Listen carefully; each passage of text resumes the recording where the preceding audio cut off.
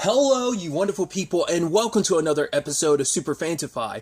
This being a show I talk about TV shows of the supernatural, fantasy, and or science fictional genre. For today's episode, I'm going to talk about the latest episode of Doctor Who. A lot of really interesting things went down in this episode, so let's break it down. Well, first and foremost, we pick up with the Doctor communicating with all of them. I guess, that's just where the Weeping Angels stay when they're, in transport and stuff like that, or whether that's just, a giant mindscape of, where all the... It seems like it's just a mindscape, considering the Doctor was already turned to stone, but they unstoned her and then turned her to stone into an angel, trapped her in their form again. But I guess that's how they transport. I guess that's just them in storage while things are being transported. But she awakens and finds an Ood there, and it's okay. And then she meets the lady she had met before about here you are trying to interfere again. Here you're trying to save the day. You can't. And we find out who she is. She's Tetun. I'm butchering the name. Tetiun. She's the closest thing the Doctor's had to a mother. It's I'm the one that found you all those years ago when you fell through that wormhole. But the Doctor's so upset because it's you don't know anything. You don't know if I actually came out of that wormhole, were the people I with got sucked into the wormhole. What if I was going to be waiting to extract it? What if, and then Tetuan's gone what if? The fact of the matter is you're talking about all these what ifs, but what about the fact is that I took you in, that I gave you the life you live? But it's but that's the thing of I will never know who I could have been. Who I am is manufactured. I'm not me. I'm I've been so many people, my entire history, my life. The memories the Doctor had as that child all those years ago are the only links to who the Doctor used to be. The world that you may have come from. Yeah, you were young, but maybe you have at least some beginning, a notion of who you were. All that was taken from you to become this person that you're not. And that's the complicated thing. It's going to throw you in flux as you're trying to, come to terms with who you've been for so long. You've been so solidified in being a Doctor and who you are, and in actuality, that's not who you are at all. That every life, because even the Doctor asked, how many lives were taken from me? Dozens? Hundreds? Thousands? It's she has no idea how many lives she lived when she was since, she joined the Division, Not only did the Division take her, memories. If any, more specifically, the person that was a mother to her. It is so interesting that at the heart of this, it all starts at Gallifrey. Everything at its core is in Gallifrey. The Time War, obviously the Doctor's origins in many different facets. Because that's where she was reinvented as a Doctor. And just believed you're a Gallifreyan, even though you're not. I wonder, does she just have biology that's similar? Well, because, to be fair, she was experimented on, so, they probably shifted her biology to match hers, or maybe it was, so, I don't remember I don't think they ever went into the ins and outs of, that, because, she does have a Gallifreyan, body, she, has two hearts and everything, so that's why I'm, there has to have been, shift, because we know that, she, was ripped through different, regenerations and stuff like that when she was being experimented on and such, but I don't remember them ever getting to the ins and outs of that specifically, why she has the biology of a Gallifreyan, but maybe, like I said, maybe I'm just not remembering correctly. But aside from all of that, getting an understanding of what the Flux was meant to do.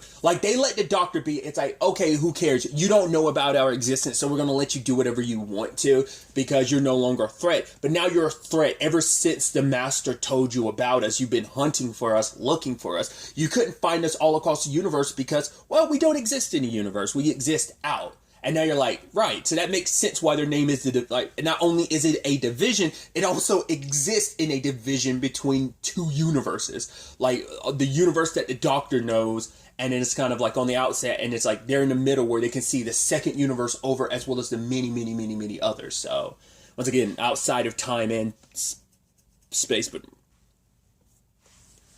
explains why the Doctor had no luck ever tracking them down, because their base of operations, that, that sends agents all over the place is here. This is where everything's not everyone is here, but this is where everything is coordinated from, and they have members from every species spread across. Once again, I'm sure your go-to people are the Weeping Angels, considering like them being the people they can just, extract people the way you need them to. But they became the arbiters to decide, because the Doctor tries not to interfere with too much with time. It's just like time is meant to stay the way it is without too much shifting, but the Division isn't like that. The Division's like, no, we've been altering history, pointing things in what we believe to be the right direction, but it's like, who are you to make that decision? Like, what is right? Like, you've completely changed everyone's histories from what it was, like this covert operation that's been going on behind the scenes. Because it's not just the Doctor, like, who's to say who anyone's supposed to be? Especially when everyone's histories potentially have been shifted and changed, that nothing is potentially what it was originally supposed to be. I mean, how do you, and it's like, right, like, even she said, like, how do you, like, you can't really describe, it's indescribable, like, the magnitude, is colossal. It's like, this is something that stretches beyond the universe, beyond space and time, like, this operation, and it's like, how do you fight something on such a large scale? I guess you'd have to take out if you take out the head of the beast, the rest of the Hydra will fall, well, the serpent will fall, I guess, because it's like, this is the head of, like, this is like the base of operations where everything's kind of like, all the orders are dished out from here. So it's like, if you can probably get rid of this facility, you probably stop everything else from happening. So, but also, we find out the Weeping Angel too from last episode kind of got its comeuppance, because it's like, I offered you the Doctor so you leave me alone, but it's like, oh, do you think we'd actually leave you alone? You know too much. No, we're going to get you too. It's like, you kind of sold out the Doctor for nothing. Probably should have helped the Doctor, because she probably would have helped you in the end, but you try to make a better deal and you still got screwed, because they ended up extracting the Doctor's, because they had the Doctor's entire like history from the Division, like, compartmentalized in that particular Weeping Angel. That's why that Weeping Angel, because I guess its sole purpose as a Weeping Angel was supposed to be the one that holds like so much data.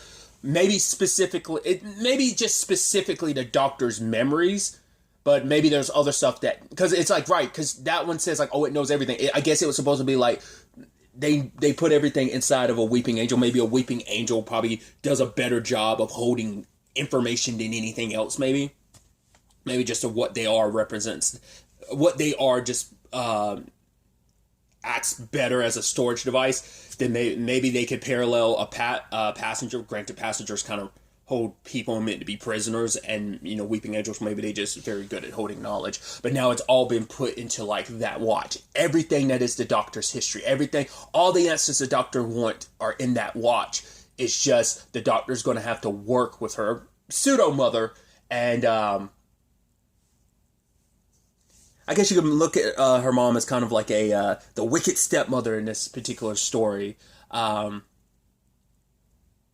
As she's like, right, come to me with another universe. You could rejoin the Division. I'm like, I guess like now that she's on the cusp of potentially entering a point of erasure, because it's like, right, you know too much, you're asking too many questions. People who do that have to be stomped out. So to stop that from happening, I need you to come with me and get your memories back, and you'll be able to do your work again. Because the point is to like condense a lot of stuff from that universe and bring it over.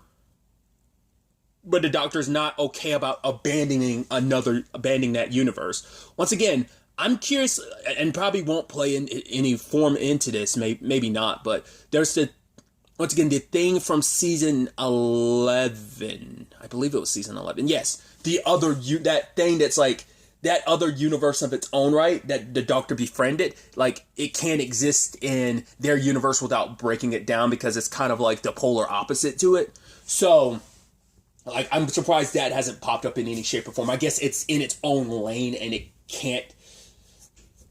probably can't even, because it is kind of a different universe, like, and it's not good for their universe. So I'm curious, like, could it exist in that in-between space? Could it exist in another universe without, or would it be poisonous to all universes, It begs the question. I guess the Division is like, right, we're beyond just one universe. Let's go multiverse in this piece. Once again, multiverses. To be fair, multiverses have been, but But it's just like, it just feels like there's so many now. I mean, but it's like, you know, when you got Marvel setting up theirs, you've had DC heading in that direction with the movies, but they've been there television-wise for a couple years now. But, you know. On the other side of things, we catch up with Yaz, Dan, and Jericho as they've been basically living in the early 1900s for the past 3 years now. So it's like 1904 and everything. It's like, man, that's... Because we never really experienced that type of situation. I mean, I guess, like, we never got to see it, but, like, obviously, like, Amy and Rory when they got transported by a weeping angel. Because we also never got clarification about what happened to the rest of that situation. There was the little girl they were with last episode. I guess she had to kind of stay there to fulfill, like, the whole thing of, like, right, because she's supposed to end up back in her village, back home in, like, 67, so... the way we get information about it later on, but it turns out, like, not everyone from the village got God. They only, like, got a handful of people, the Weeping Angels. So maybe, like, everyone in 1901, like, maybe some of those people from 1967 did end up in 1901. I guess because this was all for capturing that Weeping Angel and eventually the Doctor. But I guess afterwards, those two time periods were returned. Like, that 1901... Because it's like, yeah, like, that little girl's not with them, but it's like, right, to keep everything the same. Like, maybe there were, eventually were other people in the village in 1901, or maybe she got sent somewhere else. Maybe, like, Yaz, Jericho, and Dan made sure, like, some other family or someplace took her in, knowing, like, right, because she now knows, like, what her future holds, like, where she's going to be in the 60s and stuff like that. She had some, you know, it would take her that long to finally get back home and everything, but still. I guess, like, after everything, like I said, they just returned everything to normal. But it turns out Yaz and, like I said, Dan and Jericho are on an adventure because the Doctor kind of pointed them in the right direction. She set up a recording for Yaz and everything. It was really sweet. And it's like, you know, I know you miss me. I miss you too. You know, just like, you know, I miss you. And Yaz is like, I miss you too. Or was it that, yes, it's like, oh, I know, I hope that you miss me. And she's like, I do miss you. And it's like, I miss you too. She's like, I hope you actually said I miss you, or this is going to make that a little awkward. But it's like, yeah, the Doctor's really good at predicting conversations. But it's like, right, in case things kind of go wrong, like, everything that's going on, there's going to be a war for Earth coming. I don't know at what time, at what point, but there has to be signs of it. Like something of that magnitude is going to have been predicted way, way in advance. So I need you to find out wherever you can. It's like, I don't know where you are, you know, but I will, you know, hopefully we'll be able to see each other again. So, and that's all Yaz has to remember of the Doctor. It's like Yaz has to be kind of on top of everything. I mean, as the senior companion to the Doctor in this regard, in comparison to Jericho and Dan, she kind of takes seniority and kind of takes charge because she knows how. Once again, WWTD. What would the Doctor do? Yeah, I had to spell that out in my head. Sorry. But every step of their journey, there is someone that is trying to kill them, whether it's blow them up. They got some form of a date. It was December 5th, which is literally when the next episode airs. I'm like, man, they really planned that out to a T, didn't they? Like, it coming out when it came out was 100% done on purpose. That's interesting. Like, the time and tie everything in together like that. Tangents and all that aside, they got the date, they just don't have the year, which is kind of interesting. But nevertheless, they, like I said, they keep getting attacked. Like, someone tried to blow them up. Then on the ship, they get attacked, and the person has a serpent tattoo. And we finally found out the correlation to that because the Grand Serpent himself is here on Earth, and he's helping start the unit. And you're like, okay. So attacking from the inside, from the very foundation, he's been there at the start. He buddied up with the person who would eventually start unit, and he's ingrained himself in its history, popping in and out. So the fact is that he doesn't age must mean that he does time travel. And I was like, he has to be working with the, well, because, like, everything's an orchestrated plan. So I'm like, who is he working with? Well, I guess at the end, could we find out, like, he's siding with the,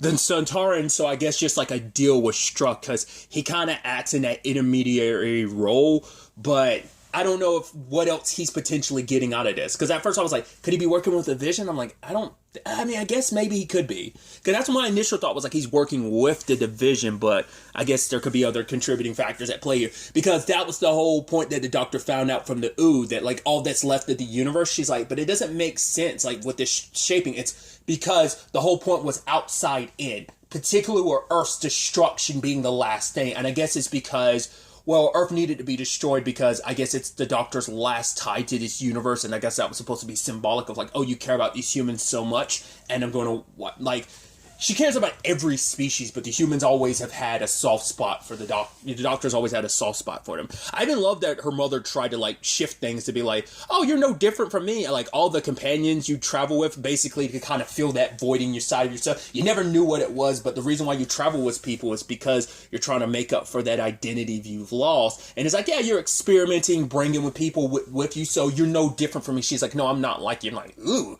that's interesting, putting, like, you know, a dark twist on the fact is that, as because the Doctor has tried it for a little while. It's like, no, I'm not taking companions, and then you still do it anyway. Is because maybe there's some part, because at the core of it all, the Doctor doesn't want to be alone. That's the thing of, like, when you live as long as the Doctor has, seeing the universe, that's why you try to, like, convince me, like, oh my god, you'll be able to see the universe. But it's like, yeah, the people around you never stick around long enough. They can't. You know, it's, you know, they have their own lives to live, and it's like, they can't be with you forever. And just when you're alone, the loneliness, you know, kicks back in. I mean, especially in a time when you're going through everything you're going through, knowing like, oh, I've had so many lives taken from me. I've had my memories taken from me. I'm not who I've always thought I was. You know, there's something more to me. There's a lot more at play here, you know? But regardless, circling back to it, we do find out, like, because if I remember correctly, didn't they bring that up in later, in previous seasons about, like, UNIT being in a state where it's like, oh, it kind of got shut down? I do believe that was already kind of a thing, and I think this adds more context to like why that was happening, because UNIT was slowly being suffocated from the inside, you know? And Kate's like, no, I know, I see you for who you are. Like, she saw the Grand Serpent for what he was, because it's like, all these people were connected to UNIT, mysteriously dying over the years. You've changed your names, you've altered things over the years, trying to hide, but I see you, you know, for what you are, a non-terrestrial with ill intentions of trying to like hurt us. And it's like, I won't let you take what has basically been my family's legacy. So she has like a protection against whatever attack he is going to try and perform of her. And she goes back home, but a bomb was waiting, and so she was like, I have to go underground. But we do see like 2021 because I think that's supposed to explain, like, why Kate was... Because if I remember correctly, she was away from the unit. God, once again, my Doctor Who knowledge is not what it should be. I think... Because I think present day, like, Kate was dead anyway. I think she died in one of those, like... And I think she died in an episode, didn't she? Like, so I think it's still, like, circled back around of, like... I think it still fits within, like, while she was, like, underground. Like, I don't think she's alive present day, if I remember correctly. So I think that's still within the realms of, like, right, what was going on at the time. Maybe, or, like I said, I don't remember. I feel like I remember her dying, but I could be confusing her character with someone else. But aside from that, the Grand Serpent had already implanted other people around, so basically he wanted to arm, like, all the powerful weapons and have them aimed inwards. Because, like, I guess it was supposed to counteract Lupari's shields as well. Because, well, one of the Lupari already kind of slipped through, and I was like, could he have actually been working with the Grand Serpent? I was like, okay, now it's time, because it's like, right, that ship fell away, they couldn't communicate with him. So Carvanista ended up calling the rogue ship, the one that was Bell was on, and that was kind of brought back to fill the void in the formation.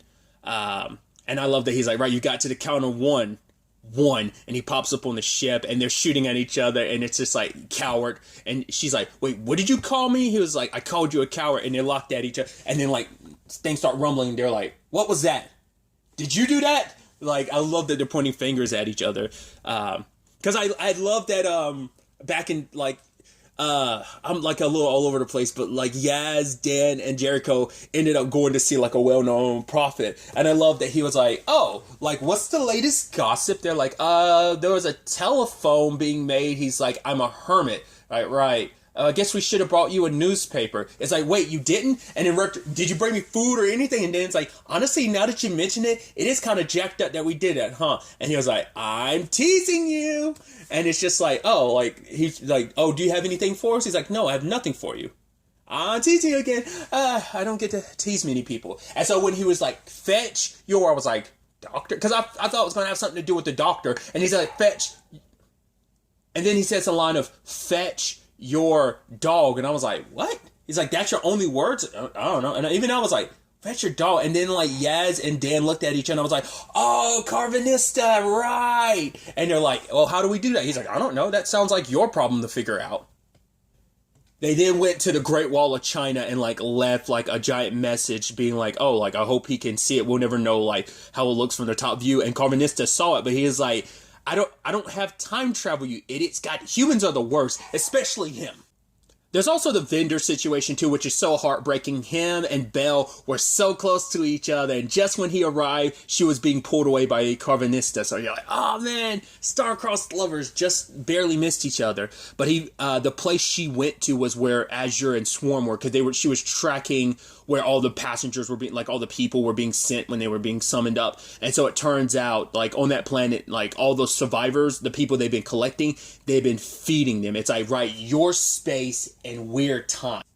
At the time, we didn't know what they were doing, but now we do, which we'll circle back to that later on. But Vendor got himself put into one of those passengers on purpose, where he ends up running into Diane, and it's like, cool. Like, oh, I was with your friend Dan, and like I have a plan to get us out of here. What it is, we'll have to wait and see. But I guess maybe he has a lot of experience with the passengers, so he knows how to turn this situation into an advantage for them. So we'll see how that plays out.